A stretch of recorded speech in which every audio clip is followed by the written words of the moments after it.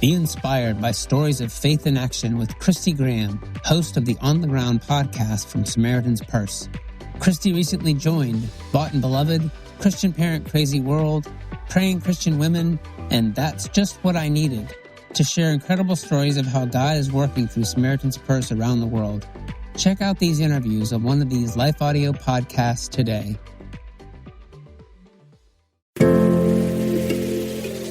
Life Audio. Welcome to the Untangling Prayer Podcast. I'm Rachel Wojo, and each week we unravel life's knots through prayer.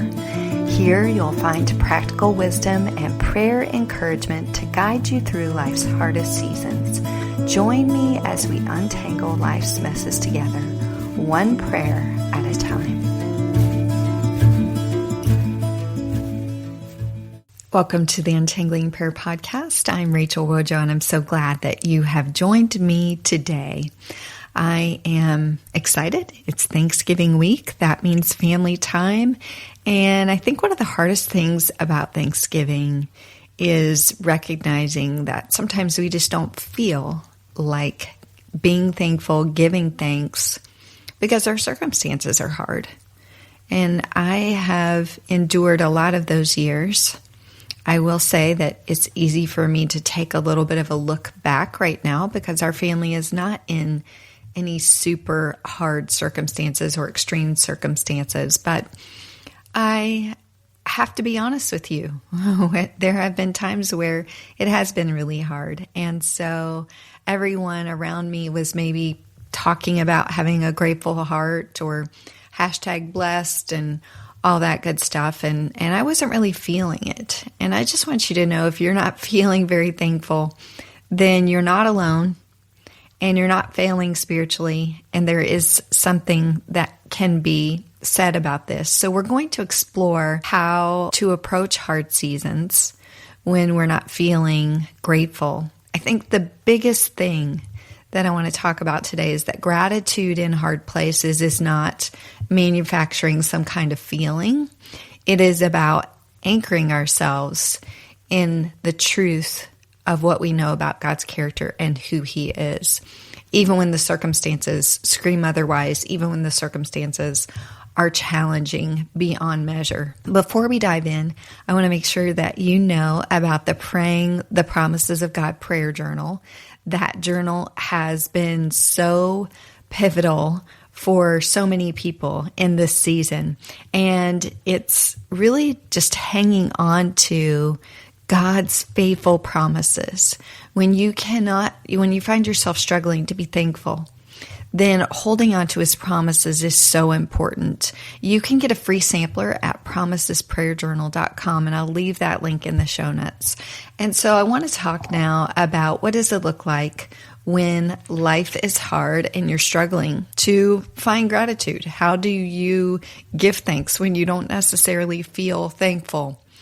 I think Thanksgiving can sometimes feel like a performance, and I never want that. I want sincere thanks to be a part of my heart and who I am. But I want you to also know that you don't have to be the world's most spiritual person in order to give thanks. Gratitude isn't a feeling, it's a decision to acknowledge who God is. And I think that's the coolest part about it, is that it doesn't matter how much you have. It doesn't matter your challenging circumstances or where you're coming from. Biblical Thanksgiving isn't about us. It's about God and His faithfulness and how He invites us to choose a grateful heart, to make that decision to be grateful. So in the New Testament, there are multiple examples of gratitude, and we'll look at one of those. But for this question in hard spaces, it's, am I failing spiritually if I can't feel thankful right now in this moment? That was the question that came in. Am I failing spiritually if I can't feel thankful right now? I just want you to know that your spiritual failure is not the question or the issue or something you should even really feel like you have to consider in this moment. If you can take your eyes off of yourself and fix them on the Lord, fix them on Jesus, then I know that you're going to experience a shift in your feelings. Maybe not right away, but you will experience that. So if we look at Habakkuk, as a minor prophet in Habakkuk 3, his whole nation was being invaded. He's in a terrible place. People are starving. There's complete devastation everywhere. They have been at war, and they've been at war so long that everything is devastated. And he says, though the fig tree does not bud, and there are no grapes on the vine, though the olive crop fails, and the fields produce no food, though there are no sheep in the pen and no cattle in the stalls, yet I will rejoice in the Lord. So it's interesting. His gratitude list was not of all the things that he was thankful for. His list was, these are all the things that are going wrong. He's listing everything that is not working. And I think that the circumstances he was living in were extremely dire.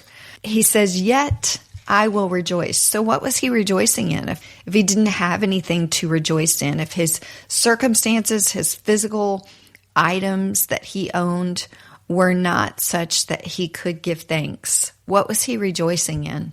He was saying, even if everything falls apart, and even if I am experiencing starvation, devastation, I will choose to rejoice, not in my situation, not because of my circumstances, but I will rejoice in who God is. There's a difference, rejoicing in the Lord, not in the circumstances and not for the circumstances.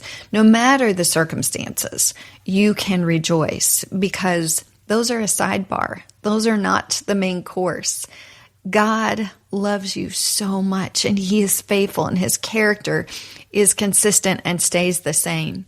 So why does it matter? Well, if we wait till we feel thankful to give thanks, then we probably won't do it. We have to choose to make our thanksgiving about God's character and his authority over what we have and who we belong to and how we are. So one type of faith is circumstance dependent. One type of thanksgiving or gratitude is circumstance dependent, things dependent.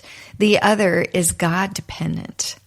Your feelings can be valid without having the final word. So if you're struggling to give thanks, that feeling, it might be a real feeling, and that doesn't mean it's invalid.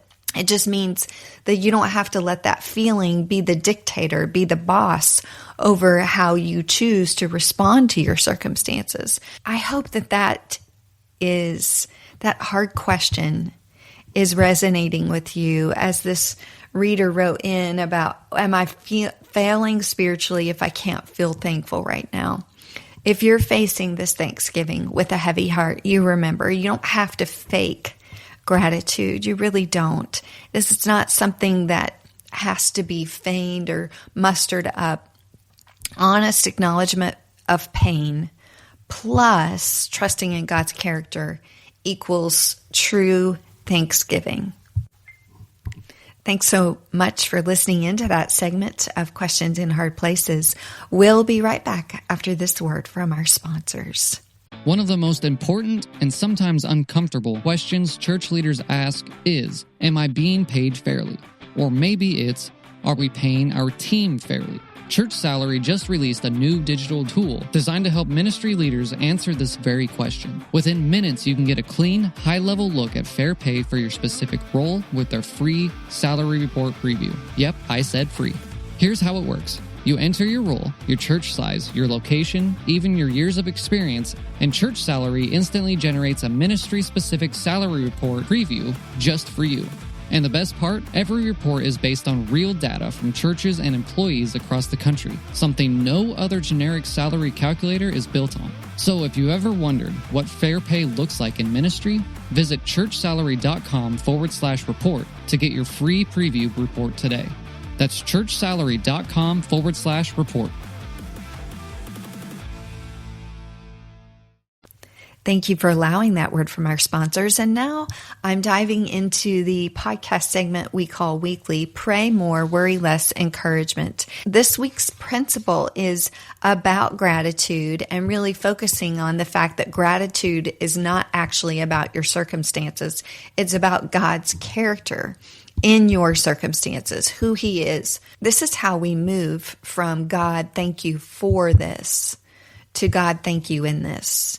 And that difference of for or in is whether or not we're trusting that God is who He says He is and that He will do what He says He will do. I think that thank you in this means that we have a firm grasp that God's presence is with us in our circumstances, no matter what we're going through. If I didn't believe this to the core of my being, I wouldn't have been able to sit by the bedside of my loved ones as they left this earth and made their journey to heaven. In Philippians, Paul is writing from jail. He's literally in chains. His environment is of the worst conditions. He's facing potential execution at this point. And he doesn't thank God for being in prison. He wasn't thanking God for his environment.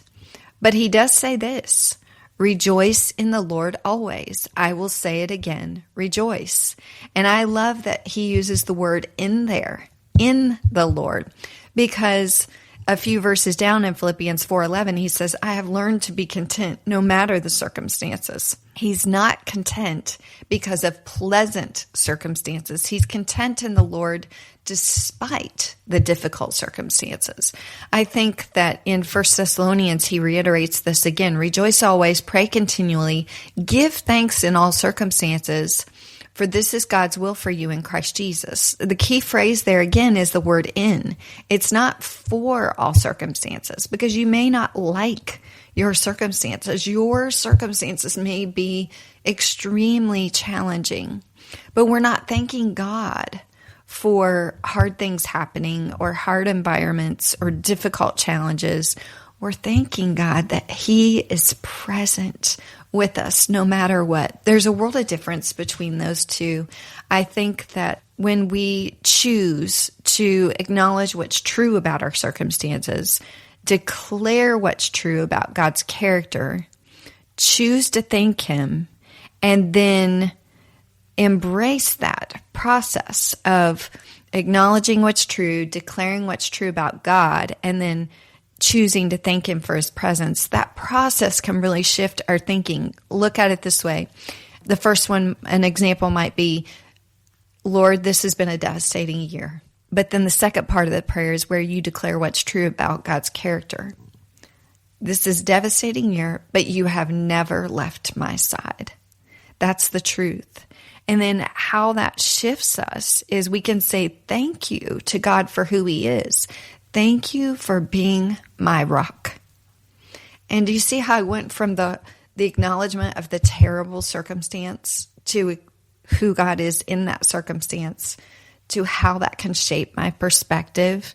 Maybe you're facing an empty chair at the table this year and someone you love is no longer there. Or maybe you're hosting family and those family hurt you and you're dreading the interactions. Or maybe you're alone and you don't want to be alone, but those are just the circumstances you're under right now.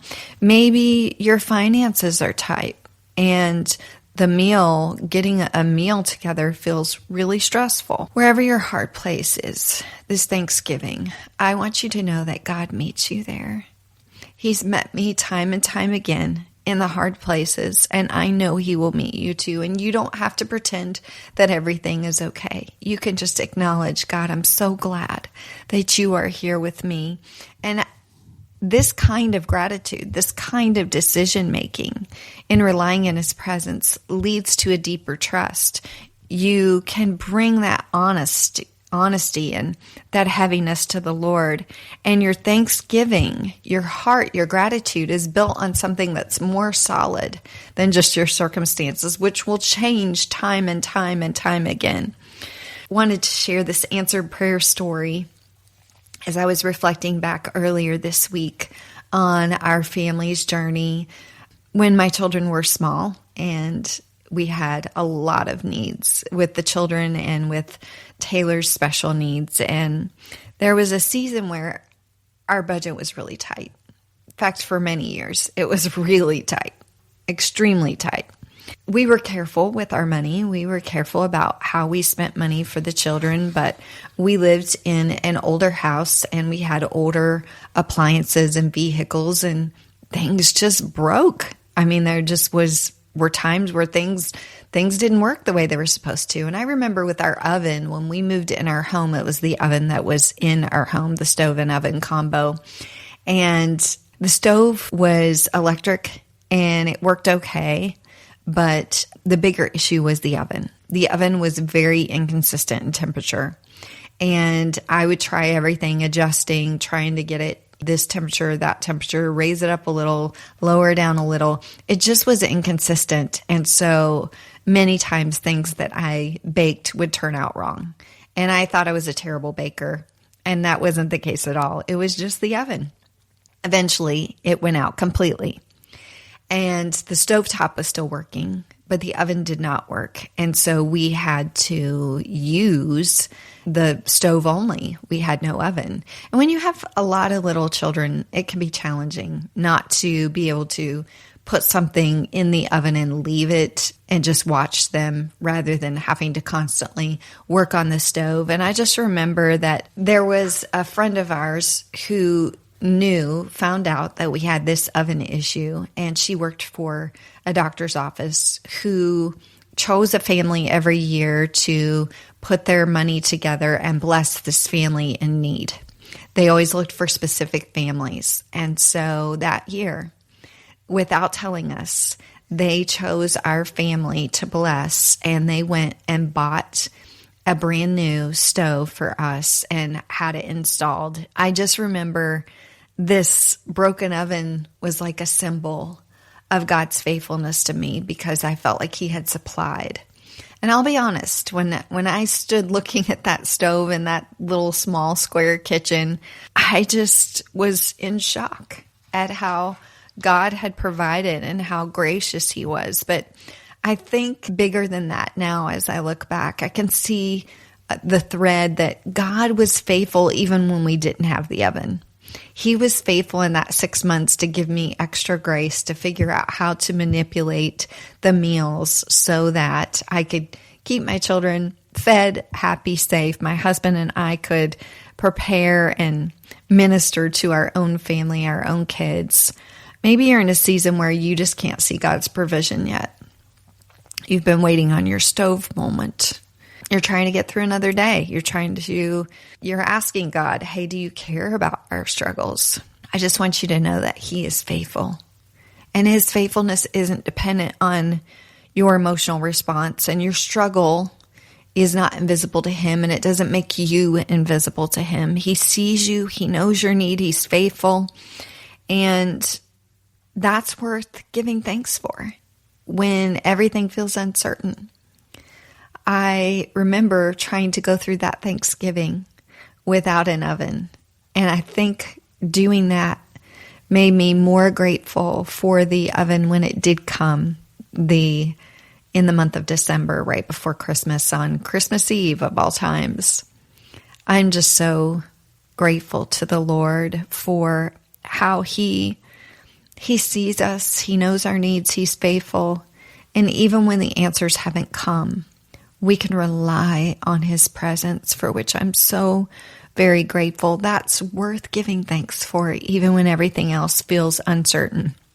When we're standing in hard places, maybe it's a small square kitchen with a broken oven, or an empty bank account, or a difficult challenge, an empty heart, a grieving heart, we need something that's more solid than our feelings.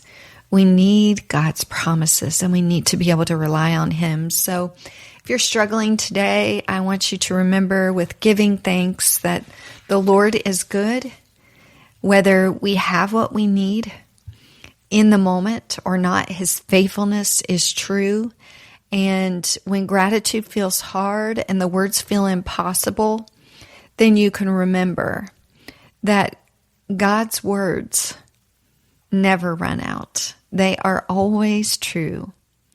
And so I'm praying for you that as you find the words of thanksgiving and gratitude in your heart for who God is, not necessarily for what He's done, that every hard season that follows, you'll look back on the journey of the next few weeks of the holiday season, and particularly this Thanksgiving, and recognize that God is with you, even in the hardest circumstances, and His faithfulness is something we can be thankful for. Thank you for joining me on the Untangling Prayer Podcast.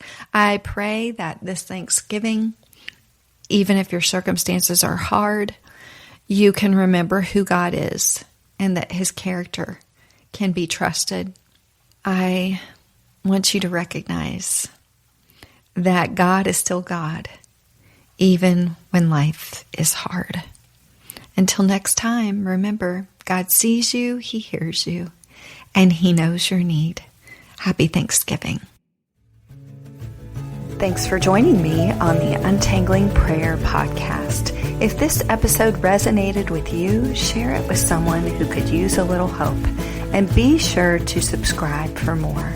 Until next time, keep seeking, keep trusting, and keep praying.